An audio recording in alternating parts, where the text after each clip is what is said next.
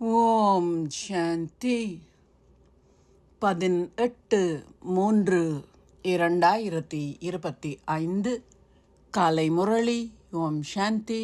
Pop தாதா, மதுவனம். சாராம்சம். இனிய குழந்தைகளே, இந்த நேரத்தில் உங்களுடைய இந்த வாழ்க்கையானது அதிகளவு பெறுமதி வாய்ந்தது.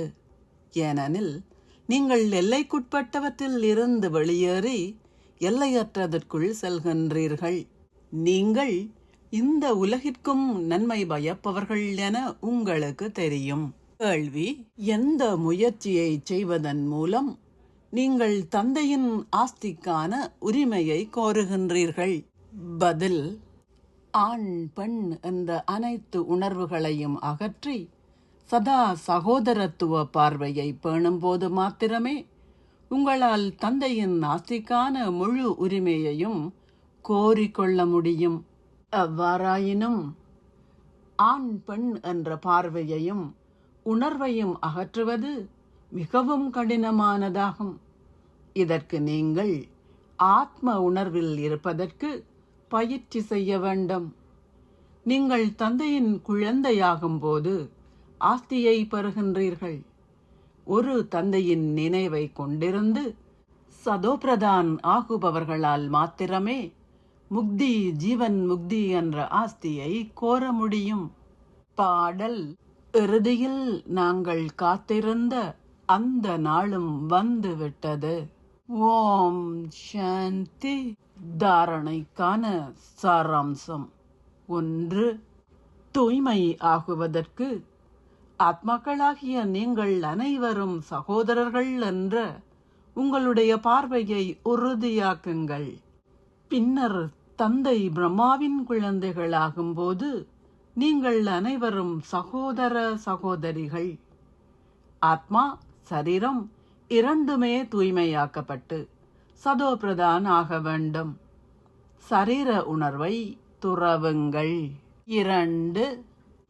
மாஸ்டர் ஞானம் நிறைந்தவராகி அனைவருக்கும் படைப்பவரையும் படைப்பையும் பற்றிய ஞானத்தை கொடுத்து அதன் மூலம் அவர்களை காரிருளிலிருந்து அகற்றுங்கள். நரகவாசிகளாக இருக்கும் மக்களுக்கு ஆன்மீக சேவை செய்து அவர்களை ஸ்வர்க்கவாசிகளாக ஆக்குங்கள். ஆசீர்வாதம். நீங்கள் இந்த ஞானத்தின் ஆழத்திற்குள் சென்று மாஸ்டர் ஞான கடல் ஆகுவதன் மூலம் அனுபவத்தின் இரத்தினங்களால் நிரம்பியவர் ஆகுவீர்களாக. இந்த ஞானத்தின் ஆழத்துக்குள் செல்கின்ற குழந்தைகள் அனுபவத்தின் இரத்தினங்களால் நிரம்பியவர்கள் ஆகுகின்றார்கள். 1. இந்த ஞானத்தை செவிமடுத்து மற்றவர்களுக்கு அதை விவரிப்பது. மற்றையது அனுபவத்தின் சொரூபம் ஆகுவது.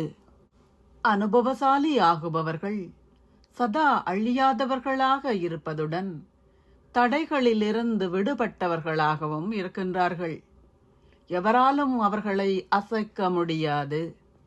அனுபவசாலிகளாக இருப்பவர்களுக்கு மாயை எதையும் செய்ய முயற்சிப்பதில் வெற்றி பெறுவதில்லை. அனுபவசாலிகள் ஒருபோதும் ஏமாற்றப்படுவதில்லை. அதனால் நீங்கள் தொடர்ந்து உங்களின் அனுபவத்தை அதிகரியுங்கள்.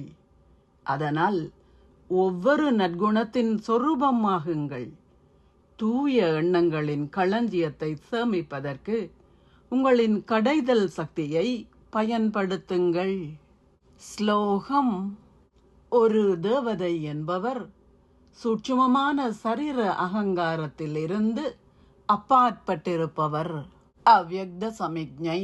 சத்தியம் மற்றும் நல்ல பண்புகளின் கலாச்சாரத்தை கடைபிடியுங்கள்.